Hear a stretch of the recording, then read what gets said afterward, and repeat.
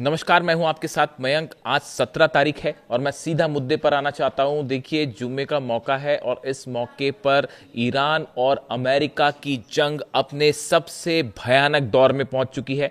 और अब जो हमले अमेरिका की तरफ से किए गए हैं उसमें ईरान के इंफ्रास्ट्रक्चर को निशाना बनाया गया है। देखिए, इस बात का अंदेशा था, ईरान को पहले से जानकारी थी इस बात की कि ऐसा हमले हो सकते हैं और अमेरिका ने हमले शुरू कर दिए हैं ईरान के पुलों पर, ब्रिजेस पर, ईरान के रेलवे स्टेशंस पर, ईरान के जो रेलवे ट्रैक्स हैं, एयरपोर्ट्स हैं, तमाम ऐसी बिल्डिंगें जो आम लोगों से जुड़ी हुई हैं, जो लोगों की सुविधाओं से जुड़ी हुई बिल्डिंग्स हैं, उनको निशाना बनाना शुरू कर दिया है। और ये लगातार बीती रात छठवीं रात थी और कल जो हमले हुए हैं वो अब तक के सबसे बड़े हमले हैं और उसका करारा जवाब भी ईरान की तरफ से दिया गया है। लेकिन ये जो स्ट्राइक हुई अमेरिका की तरफ से, इसने इस जंग को एक नए फेज में ला दिया है, सेकेंड फेज में ला दिया है। ईरान की तरफ से कहा गया था, अगर आप हमारे इंफ्रास्ट्रक्चर को नुकसान पहुंचाएंगे, गैस फील्ड्स को नुकसान पहुंचाएंगे,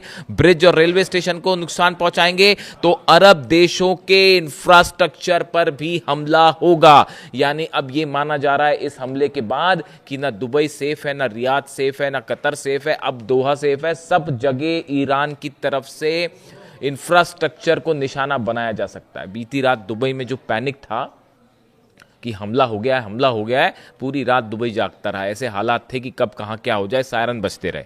अब देखिए, जो लेटेस्ट रिपोर्ट है ईरान का जो सरकारी मीडिया है IRIB के मुताबिक, ईरान के होर्मुजगन प्रांत में कई जगहों पर अमेरिका ने हमले किए हैं। ये हमले मुख्य रूप से बंदर खमीर काउंटी के कोहरिस्तान और शोर नदी के पास हुए हैं, जहां 2 पुलों को निशाना बनाया गया है। फाइटर जेट से और टॉम हॉक मिसाइल से कोहरिस्तान और शोर नदी के पास 2 ब्रिजेस को नुकसान पहुंचाया गया है। शाहिद रजाई पोर्ट और बंदर अब्बास रेलवे से जुड़ी पैसेंजर और मालगाड़ियां यहां से गुजरती हैं, इन ब्रिजेस को नुकसान पहुंचाया गया है। देखिए, मैं इसका जिक्र इसलिए कर रहा हूं क्योंकि ये लोकेशंस बड़े सोच समझ के चुनी गई हैं।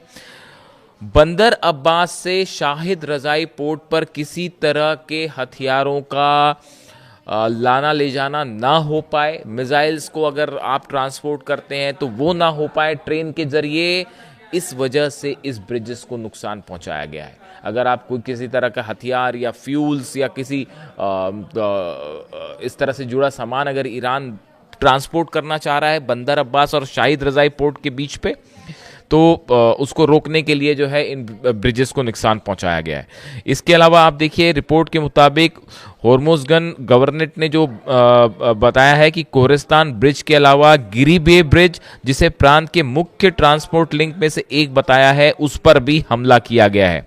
इसके अलावा खमीर काउंटी में पुलों को नुकसान पहुंचाया गया, जिसमें कई लोगों के मारे जाने की खबर है। यानी आप देखिए, जो हमले अमेरिका ने किए हैं बीती रात, इन हमले की सबसे खास बात यह है कि ये हमले उन स्ट्रैटेजिक लोकेशंस पर हुए हैं जहां से ईरान का ट्रांसपोर्ट सिस्टम काम करता है, उसको रोकने की, उसको तबाह करने की कोशिश की गई।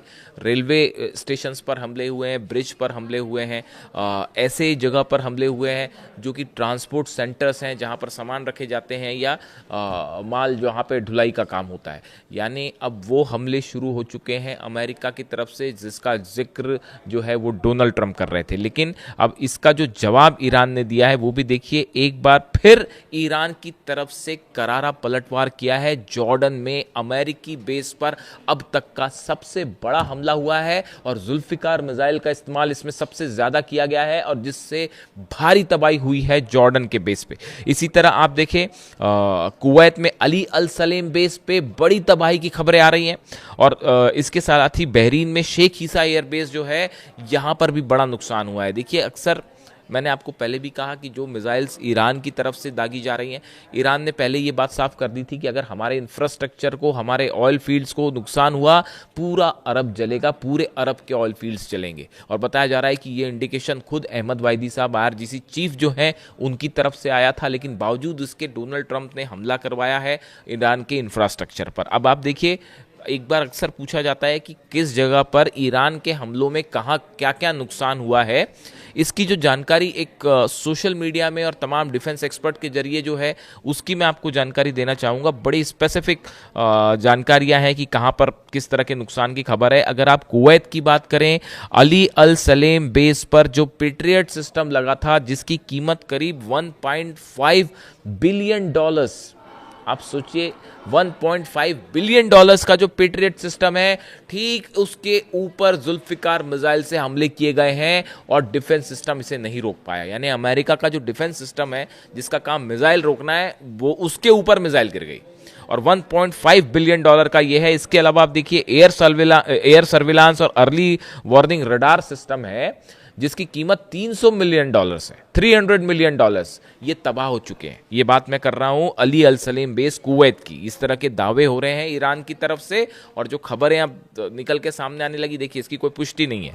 ये अमेरिका इसको कभी स्वीकार नहीं करेगा, इसको कई महीनों बाद शायद इस तरह की रिपोर्ट्स निकल के सामने आए। ये वो दावे हैं जो ईरान की तरफ से हो रहे हैं और जो सोशल मीडिया पे अलग अलग सोर्सेज से खबरें आ रही हैं या कुछ सोर्स इस तरह का दावा कर रहे हैं। इसकी एयर सर्विलांस रडार मैंने आपको बताया 300 मिलियन डॉलर्स का नुकसान है। सैटेलाइट कम्युनिकेशन सिस्टम और फ्यूल स्टोरेज टैंक तबाह हो चुके हैं।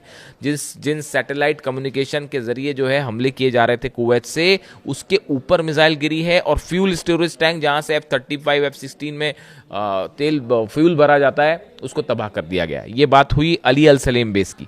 आप अगर बहरीन में शेख ईसा एयर बेस की बात करें, यहां पर वो हमले हुए हैं, यहाँ पर फतह मिसाइल, खैबर मिसाइल का इस्तेमाल किया गया है और यहाँ पे भी जो है जो पेट्रियट सिस्टम है वही एक 1.5 बिलियन डॉलर का, वो भी तबाह कर दिया गया है यहाँ पर। और इसके अलावा एयर सर्विलांस रडार है, सुपर हॉक रडार है, इनके ऊपर सीधा ड्रोन स्ट्राइक्स हुई हैं। यानी देखिए आप बहरीन, कुवैत और बहरीन दोनों जगह भारी तबाही का सामना करना पड़ रहा है अमेरिकी फोर्सेस के। और इसके अलावा जो है फाइटर जेट का फ्यूल पंपिंग स्टेशन है वो भी तबाह हो चुका है कुवैत में। अगर आप जॉर्डन की बात करें, जॉर्डन की तस्वीरें आपने देखी होगी, कैसी भयानक आग लगी है वहाँ पर। जॉर्डन में यूएस कमांड सेंट्रल जो कंट्रोल सेंटर है इसके ऊपर हमले हुए हैं। फाइटर जेट सेंटर्स जो हैं वो तबाह हो गए जहाँ से इन्हें कोऑर्डिनेट किया जाता है, या हैंगर्स जो है हैंगर जहाँ पर रखे हुए थे F-18 खड़े होते हैं, जहाँ पर F-18 F-35, उसको तबाह कर दिया गया है। यानी आप देखिए बहरीन में, जॉर्डन में, कुवैत में भयंकर तबाही हुई है, बड़ा नुकसान हुआ है अमेरिकी पोर्ट्स का। यानी जो नुकसान की खबरें ईरान से हैं, ईरान में कोई शक नहीं इस बात में, इंफ्रास्ट्रक्चर पे भी हमले शुरू हो गए हैं, गैस फील्ड को भी निशाना बनाया जा सकता है, पास गैस फील्ड को लेकर, जो ऑयल फील्ड को लेकर तमाम जानकारियां हैं। ऐसे में अगर अब हमले अरब देशों के इंफ्रास्ट्रक्चर, इन 3 देशों से बात अगर आगे बढ़ जाती है और बाकी यूएई और दुबई भी, अब यूएई, दुबई, रियाद और सऊदी, अगर ये सब भी इसकी चपेट में आते हैं, पूरे अरब में एक भयानक हाहाकार मच जाएगा। आप देखिए हुती बाबल मंदेब बंद करने के लिए तैयार बैठा है, सिर्फ ईरान का एक इशारा, बाबल मंदेब बंद हो जाएगा। और हुती ने धमकी दे दी है सऊदी को कि अब एक भी हमला हुआ तो सऊदी के खिलाफ ऑल आउट जंग का ऐलान।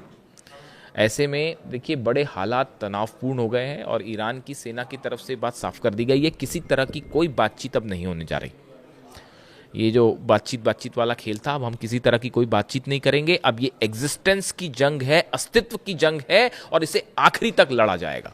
ये शायद वही बात है जो अली खामने साहब की, अगर आप मेरे को उम्मीद है कि आप मेरे व्यूअर्स हैं तो ना ही भूले होंगे उस बात को, जब 12 दिन की जंग के बीच में जब अली खामने साहब को डोनाल्ड ट्रंप और नेतन्याहू धमकियां दे रहे थे, उस समय में वो भी शुक्रवार था, वो भी जुम्मे का दिन था, और तेहरान में खुली मॉस्क में आके शेर की तरह नमाज पढ़ी थी अली खामने साहब ने, और वहां से उस जंग में मोड़ आ गया था और ईरान ने जीत हासिल करी थी इसराइल के ऊपर। जो 12 दिन की जंग थी उसकी बात आज भी ईरान फ्राइडे के दिन अली खामने साहब की उस नमाज को याद कर रहा है। और अली खामने साहब के नमाज के शब्द भी याद रखना। उसके बाद नमाज अदा करने के बाद उन्होंने क्या बात कही थी कि हैदर के नाम पर अब आखिरी जंग शुरू होती है। आज पूरा ईरान उनकी इस बात को याद कर रहा है और उन्हीं के गाइडेंस के मुताबिक अब ये जंग आगे बढ़ रही है। ईरान में कौन फैसले ले रहा है, कौन फैसले नहीं ले रहा है, मैं देखता हूँ बड़े सारे वीडियोज़, बड़े ऐसे हैरान करने वाली बातें होती हैं कि ईरान में सत्ता में कौन है, मुस्तबा खामेनी कहाँ है, सामने क्यों नहीं आ रहे, और वहाँ सत्ता किसके हाथ में है, फैसले कौन ले रहा है, पॉलिटिकल लीडरशिप क्या कह रही है। ये सब बातें व्यर्थ हैं साहब। इस चक्कर में मत पड़िए। मैं आपको बताऊं हकीकत क्या है। 30 साल से अली खामनेई साहब फैसला ले रहे थे और आज वो नहीं है तो भी अली खामनेई साहब ही फैसला ले रहे हैं।